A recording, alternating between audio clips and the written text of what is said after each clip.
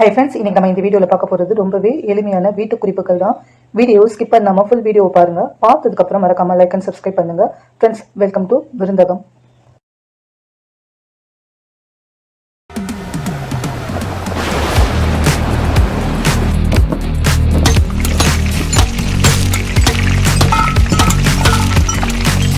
Tips number 1.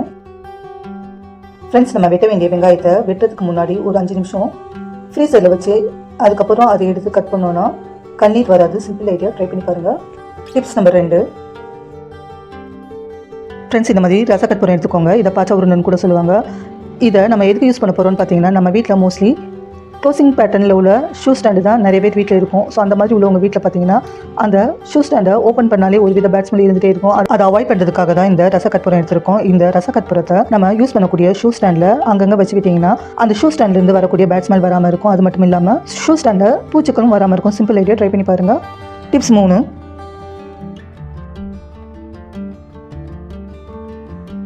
Friends, நம்ம சாமிக்கு பூ வைக்கும்போது சம்டைம்ஸ் அந்த பூக்களில் காம்பு இல்லாமல் இருக்கும். அதனால் சாமி படத்துக்கு பூ வைக்க முடியாமல் போயிடும். அதை அவாய்ட் பண்ணுறதுக்கு என்ன பண்ணலான்னு பார்த்தீங்கன்னா, இந்த மாதிரி தூக்கி போடக்கூடிய ஊதுவத்தி குச்சி இருக்குது இல்லைங்களா, அந்த ஊதுவத்தி குச்சி எடுத்து கலெக்ட் பண்ணி வச்சுக்கிடலாம். சாமிக்கு பூ வைக்கும்போது எந்த பூவில் காம்பு இல்லையோ அந்த பூவில் இந்த மாதிரி ஊதுவத்தி குச்சியை மாட்டி விட்டுட்டு அதுக்கப்புறம் நீங்கள் சுவாமி படத்துக்கு பூ வைக்கலாம். சிம்பிள் ஐடியா, ட்ரை பண்ணி பாருங்கள். Tips number 4.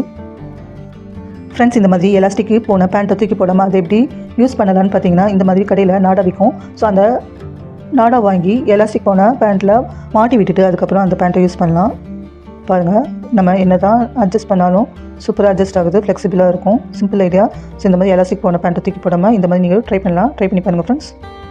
Tips number 5.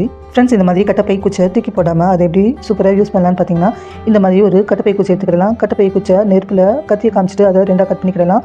இப்போ இந்த மாதிரி தூக்கி போடக்கூடிய வாட்டர் பாட்டில் ஒன்று எடுத்துக்கிடலாம். எடுத்து நான் கட் பண்ண மாதிரி மேல் சைடும் கீழ் சைடும் வெட்டி எடுத்துக்கோங்க. வெட்டி எடுத்ததை நான் ஒட்டுற மாதிரி ஒட்டி எடுத்துக்கோங்க. ஸோ இந்த பாட்டில் ஓட்டுறதுக்கு நான் இன்றைக்கி ஃபெஃபி பாண்ட் யூஸ் பண்ணுறேன். ஸோ உங்கள்கிட்ட ஃபெஃபி பாண்ட் இல்லைனா க்ளூ கன்னோ அல்லது டபுள் சைட் டேப்போ இருக்குது இல்லைங்களா, ஸோ எதில் ஸ்ட்ராங்காக இருக்குமோ அதில் ஒட்டி எடுத்துக்கோங்க. ஒட்டி எடுத்ததுக்கப்புறம் இந்த ஆர்கனைசர் நான் எதுக்கு ரெடி பண்ணியிருக்கேன்னு பார்த்தீங்கன்னா, குழந்தைங்களோட வளையல் வைக்கிறதுக்காக தான் இந்த சிம்பிள் ஆர்கனைசர் ரெடி பண்ணி வச்சுருக்கேன். ஸோ உங்களுக்கு பெரியவங்க வளையல் வைக்கணும் அப்படின்ற பட்சத்தில் நீங்கள் வாட்டர் பாட்டிலோட சைஸை பெருசாக எடுத்துக்கிடலாம். சிம்பிள் ஐடியா பாருங்கள். ஒரு சிம்பிள் ஆர்கனைசர் ரெடி ஆகிடுச்சு. இப்போ பார்த்தீங்கன்னா இதுக்கப்புறம் நீங்கள் எப்படி டெக்கரேட் பண்ணணும்னு நினைக்கிறீங்களோ அந்த மாதிரி டெக்கரேட் பண்ணிக்கிடலாம். ஸோ இப்போ நான் சிம்பிளாக டெக்கரேட் பண்ணி விட்டுட்டேன்.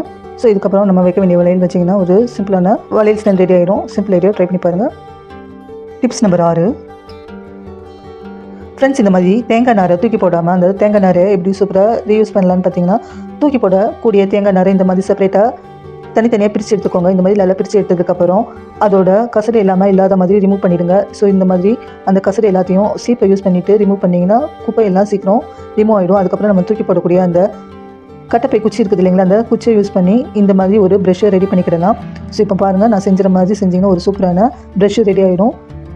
ஸோ இது நம்ம எதுக்கு யூஸ் பண்ணுறோன்னு பார்த்தீங்கன்னா, நார்மலாக சின்ன சின்ன இடுக்குகள் இல்லை குப்பைங்க ஜாஸ்தியாக இருக்கும். ஸோ அந்த மாதிரி இடுக்குகள் சைடில் க்ளீன் பண்ணுறதுக்காக இந்த ப்ரெஷ்ஷை ரெடி பண்ணியிருக்கோம். ஸோ அது மட்டும் இல்லாமல் இதோட சைஸ் சின்னதாக இதே மாதிரி செஞ்சிங்கன்னா தோசை தவாவில் எண்ணெய் ஊற்றுற ப்ரெஷ்ஷாகவும் இதை யூஸ் பண்ணிக்கிடலாம். ஸோ சிம்பிள் ஐடியா, ட்ரை பண்ணி பாருங்கள். டிப்ஸ் பிடிச்சிருந்துச்சுன்னா மறக்காமல் லைக் பண்ணுங்கள் friends. Tips number 7. Friends, sometimes பார்த்தீங்கன்னா நம்ம யூஸ் பண்ணக்கூடிய ட்ரெஸ்ஸில் பின்னு போட்டிங்கன்னா சேஃப்டி பின் உள்ளே இறங்கவே இறங்காது, ரொம்ப டைட்டாக இருக்கும். அந்த மாதிரி டைமில் நம்ம வீட்டில் யூஸ் பண்ணக்கூடிய சோப்போ அல்லது தூக்கி போடக்கூடிய சோப்போ எடுத்துக்கிடலாம். எடுத்து இந்த மாதிரி ஒரு ஃபியூ செகண்ட்ஸ் அந்த பின்னை அந்த சோப்பில் குத்தி எடுத்துக்கிடலாம். எடுத்ததுக்கப்புறம் நம்ம யூஸ் பண்ணக்கூடிய ட்ரெஸ்ஸில் போட்டிங்கன்னா அது ஸ்மூத்தாக உள்ளே இறங்கும். சிம்பிள் ஐடியா பாருங்கள். இந்த மாதிரி ஃபியூ செகண்ட்ஸ் போட்டதுக்கப்புறம் நம்ம யூஸ் பண்ணக்கூடிய ட்ரெஸ்ஸில் போட்டிங்கன்னா சூப்பராக இறங்கிடுச்சு. ஸோ இந்த ஐடியாவை ட்ரை பண்ணி பாருங்கள் ஃப்ரெண்ட்ஸ். Tips number 8. ஃப்ரெண்ட்ஸ், நம்ம போடக்கூடிய ட்ரெஸ்ஸில் இந்த மாதிரி பின் மாட்டிட்டு அந்த பின்னை எடுக்க ரொம்பவே கஷ்டப்படுவோம். ஸோ அந்த மாதிரி கஷ்டம் இல்லாமல் இருக்க ஒரு சிம்பிள் டிப்ஸ் என்ன ஃபாலோ பண்ணலான்னு பார்த்தீங்கன்னா, இந்த மாதிரி அறுந்து போன மணினா இருக்கும் இல்லைங்களா, அந்த அறுந்து போன மணியில் சின்ன பீஸ் மணி எடுத்துக்கிடலாம். இந்த மாதிரி எடுத்து ஒவ்வொரு டைம் நம்ம யூஸ் பண்ணக்கூடிய ட்ரெஸ்ஸில் எப்போ பின்னை யூஸ் பண்ணிங்களோ அந்த டைமில் இந்த மாதிரி அறுந்த மணியில் ஒரு மணி எடுத்து பின்னில் மாட்டிட்டு அதுக்கப்புறம் அதை யூஸ் பண்ணிங்கன்னா பின் ட்ரெஸ்ஸில் மாட்டாது. சிம்பிள் ஐடியா, ட்ரை பண்ணி பாருங்கள். Tips number 9. ஃப்ரெண்ட்ஸ், இந்த மாதிரி பொங்கலுக்கு வாங்கின மஞ்சள் கிழங்கு தூக்கி போடாமல் அதை எப்படி சூப்பராக யூஸ் பண்ணலான்னு பார்த்தீங்கன்னா, இந்த மாதிரி அந்த மஞ்சள் கிழங்கோட தோல் எல்லாத்தையும் ரிமூவ் பண்ணிவிட்டு நல்லா வாஷ் பண்ணி எடுத்துக்கோங்க. வாஷ் பண்ணதை இந்த மாதிரி பீல் பண்ணிக்கோங்க. நல்லா பீல் பண்ணி எடுத்துக்கோங்க. எனக்கு குவான்டிட்டி கம்மின்றதுனால கொஞ்சமாக தான் இருந்தது. உங்களுக்கு எவ்வளோ இருக்கோ அவ்வளோ மஞ்சளையும் பீல் பண்ணி எடுத்துக்கோங்க. பீல் பண்ணது ஒரு 2லேருந்து 3 நாள் வரைக்கும் காய விட்டுடுங்க. நல்லா காயட்டும். வெயிலில் வச்சிங்கன்னா சூப்பராக சீக்கிரம் காஞ்சிரும். ஸோ இந்த மாதிரி காஞ்சதுக்கப்புறம் இதை ஒரு மிக்ஸி ஜாரில் போட்டு நல்லா ஃபைன் பவுடராக அரைச்சி எடுத்துக்கோங்க. ஸோ எனக்கு குவான்டிட்டி கம்மின்றதுனால கொஞ்சமாக தான் பவுடர் கிடச்சிது. ஸோ இந்த மாதிரி மஞ்சளை ஃபில்டர் பண்ணி எடுத்துக்கோங்க. ஃபில்டர் பண்ணி எடுத்து நம்ம சமையலுக்கு இந்த மஞ்சளை யூஸ் பண்ணிக்கிடலாம். ஸோ பாருங்கள் எவ்வளோ மஞ்சள் கிடச்சிருக்கு. ஸோ இந்த மாதிரி மஞ்சள் கிழங்க நீங்கள் தூர போடாமல் இந்த மாதிரி காய வச்சு பவுடர் ஆக்கி சமையலுக்கு யூஸ் பண்ணிக்கிடலாம். சிம்பிள் ஐடியா, ட்ரை பண்ணி பாருங்கள். Tips number 10. ஃப்ரெண்ட்ஸ், நம்ம வீட்டு பாத்ரூமோ அல்லது வீட்லேயோ சம்டைம்ஸ் வந்து பார்த்திங்கன்னா ஒரு வித பேட் ஸ்மெல் இருந்துகிட்டே இருக்கும்.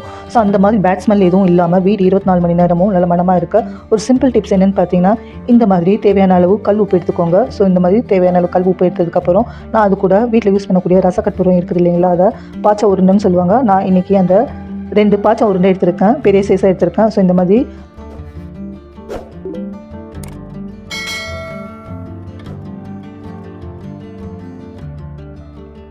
பாச்சா உருண்டையை எடுத்து அதில் ஃபைன் பவுடராக இடித்து எடுத்துக்கோங்க. இந்த மாதிரி ஃபைன் பவுடராக இடித்து எடுத்ததுக்கப்புறம் இந்த மாதிரி ஏர்டைட் கவர் இருக்குது இல்லைங்களா, அந்த ஏர்டைட் கவரு ஒன்று எடுத்துக்கோங்க. இந்த மாதிரி நான் சின்ன சைஸ் ஏர்டைட் கவர் எடுத்துருக்கேன். இப்போ நம்ம எடுத்து வச்சுருக்கிற அந்த உப்பையும் ரசக்கற்பூரத்தையும் அந்த கவரில் சேர்த்துருக்கேன். இந்த மாதிரி சேர்த்துக்கோங்க. அது மட்டும் இல்லாமல் நம்ம வீட்டில் யூஸ் பண்ணக்கூடிய கம்ஃபர்ட் இருக்குது இல்லைங்களா, அது ஒன்று எடுத்துக்கிடலாம். எடுத்து எல்லாத்தையும் சேர்த்து நல்லா மிக்ஸ் பண்ணுங்கள். மிக்ஸ் பண்ணதுக்கப்புறம் இந்த மாதிரி ஏர்டைட் கவரை நல்லா சீல் பண்ணிவிடுங்க. சீல் பண்ணதுக்கப்புறம் அந்த ஏர்டைட் கவரில் காம்பஸோ அல்லது சேஃப்டி பின்னோ யூஸ் பண்ணி முன் சைடும் பின் சைடும் மேலே சின்ன சின்ன ஹோல்ஸ் போட்டு விட்டுருங்க. இந்த மாதிரி ஹோல்ஸ் போட்டதுக்கப்புறம் நீங்கள் ஆணியில் மாட்டிங்கன்னா அந்த கவரோட மேல் சைடில் ஒரு பெரிய ஹோல்ஸ் போட்டு நீங்கள் எந்த இடத்துல மாட்டுறீங்களோ அந்த இடத்துல நீங்கள் மாட்டி விட்டுடலாம். ஸோ உங்களுக்கு எத்தனை ரூம் ஃப்ரெஷ்னர் வேணுமோ அத்தனை ரூம் ஃப்ரெஷ்னர் நீங்கள் ரெடி பண்ணிக்கிடலாம். ஸோ இந்த மாதிரி நீங்கள் ரெடி பண்ணி எந்த ஏரியாவில் வேணுமோ அந்த ஏரியாவில் மாட்டி விட்டிங்கன்னா ரூம் 24 மணி நேரமும் நல்ல வாசனையாக இருக்கும். ஸோ இதுக்குன்னு நீங்கள் ரூம் ஃப்ரெஷ்னரை கடையில் வாங்காமல் இந்த மாதிரி நம்ம வீட்டில் எத்தனை வேணுமோ அத்தனை ரெடி பண்ணி அங்கங்கே மாட்டி விட்டிங்கன்னா வீடு 24 மணி நேரமும் நல்லா நறுமணமாக நல்ல வாசனையாக இருக்கும். சிம்பிள் ஐடியா, ட்ரை பண்ணி பாருங்கள். ஃப்ரெண்ட்ஸ், இன்றைக்கி பார்த்த டிப்ஸ் எல்லாம் உங்களுக்கு யூஸ்ஃபுல்லாக இருந்திருக்கும்னு நினைக்கிறேன். எந்தெந்த டிப்ஸ் உங்களுக்கு யூஸ்ஃபுல்லாக இருந்ததோ மறக்காமல் கமெண்ட் செக்ஷனில் கமெண்ட் பண்ணுங்கள். இந்த வீடியோ உங்களுக்கு பிடிச்சிருந்துச்சுன்னா மறக்காமல் லைக் பண்ணி சப்ஸ்கிரைப் பண்ணுங்கள். தேங்க்யூ ஃபார் வாட்சிங்.